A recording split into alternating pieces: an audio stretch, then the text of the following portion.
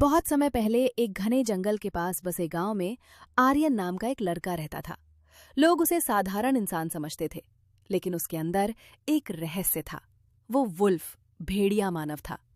रात होते ही उसकी आंखें चमकने लगती और वो जंगल का रक्षक बन जाता। उसी गांव में काव्या नाम की एक लड़की रहती थी।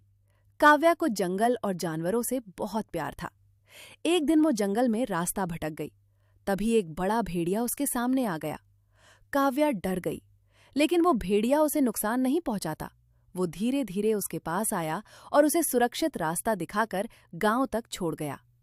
उस दिन के बाद काव्या रोज जंगल आने लगी और धीरे धीरे उसे पता चला कि वो भेड़िया कोई और नहीं बल्कि आर्यन है।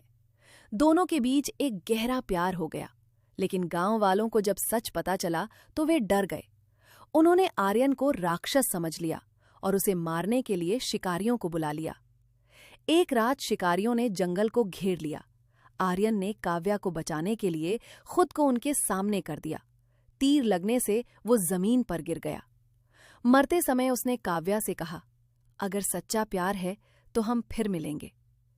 काव्या रोती रही और आर्यन की आंखें हमेशा के लिए बंद हो गईं।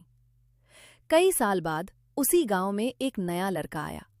उसकी आंखें अजीब तरह से चमकती थीं और उसे जंगल से एक अनजाना रिश्ता महसूस होता था। एक दिन जंगल में उसकी मुलाकात एक लड़की से हुई। वो थी काव्या का पुनर्जन्म। दोनों एक दूसरे को देखते ही अजीब सा अपनापन महसूस करने लगे। तभी दूर से एक भेड़िए की आवाज आई और लड़के की आंखें हल्की सी चमक उठीं, जैसे उसकी आत्मा कह रही हो, हम फिर मिल गए। सीख: सच्चा प्यार वक्त, मौत और जन्म की सीमाओं से भी बड़ा होता है।